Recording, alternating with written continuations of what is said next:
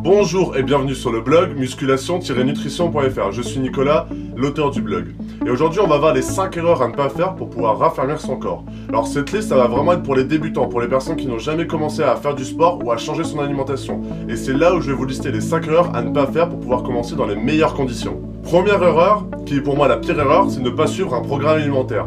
Ne pas suivre un programme alimentaire, c'est ne pas savoir quoi manger et quand manger. Prenons l'exemple de deux personnes différentes. Une personne désire perdre du poids et une autre prendre du muscle. Et prendre du poids en l'occurrence.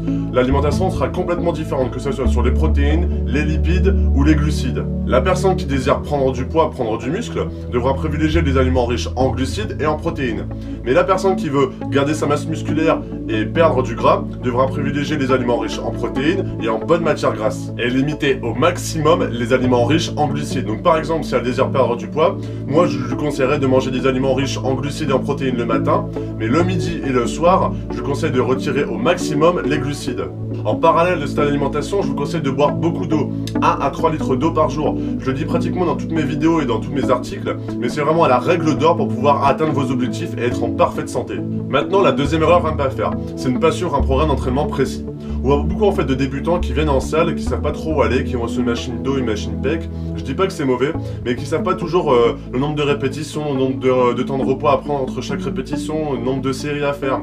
Et c'est grâce à ça que votre programme d'entraînement va servir. Savoir le nombre de séries, le nombre de répétitions et le nombre de temps de repos qu'il faudra faire pour pouvoir atteindre vos objectifs en fait.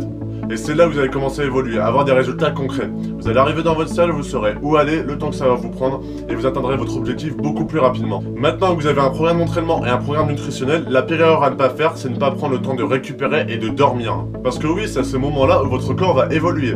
Les micro-déchirures que vous aurez créées au niveau de vos muscles pendant votre entraînement, c'est là où elles vont se reconstruire et créer des muscles beaucoup plus importants, beaucoup plus forts. Mais c'est également à ce moment-là où votre corps va éliminer les cellules graisseuses. Alors je vous conseille de dormir entre 7 à 8 heures par nuit minimum. Si vous pouvez faire plus, faites plus, ça sera encore mieux pour vous. À côté de ça, je vous conseille de prendre des journées off pendant votre semaine. Des journées où vous ne faites aucune activité physique. Essayez de les rapprocher au maximum. Le vendredi, le samedi et le dimanche par exemple, c'est parfait. Comme ça, vous recommencerez votre semaine dans une superbe forme. Dernière erreur à ne pas faire, c'est ne pas suivre ses progrès. Qu'est-ce que j'entends par pas suivre ses progrès? C'est par exemple les photos avant-après. Je suis pas particulièrement fan de ce genre de photos, mais c'est vrai que c'est un excellent moyen de voir comment on a évolué au fur et à mesure du temps. D'ailleurs, c'est l'erreur que j'ai faite. J'ai pris aucune photo avant ma prise de masse.